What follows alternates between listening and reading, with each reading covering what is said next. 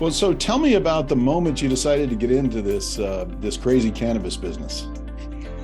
So I did not grow up a cannabis kid.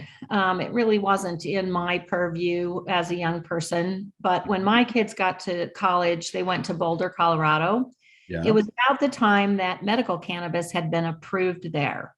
And I was fascinated with a brand new industry, starting up. And I started to see stores opening, and I went in and was asking questions.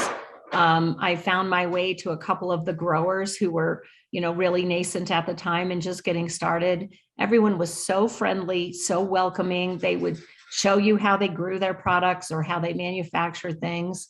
And I just thought it was fascinating that an entire industry was springing up, before my eyes. And usually in a lifetime, that doesn't happen. Mhm. So, about the same time, the state of Illinois was looking at a legislative measure to bring in medical cannabis. And it takes a very long time, but they finally got it passed in 2014.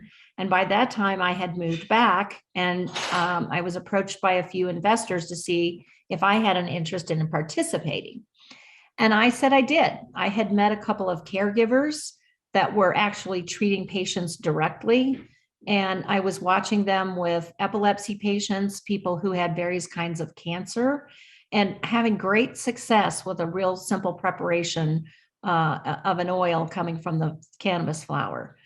So we put together a team and had to, go find real estate. That was interesting back in 2015 because in Illinois, the Midwest is very conservative. I got thrown out of a few courthouses, and one place in a small town, there were 200 people that showed up to oppose me for getting a zoning license. And truthfully, by the end of the meeting, I had sold them all on the benefits of it, and they allowed us to apply for a license there.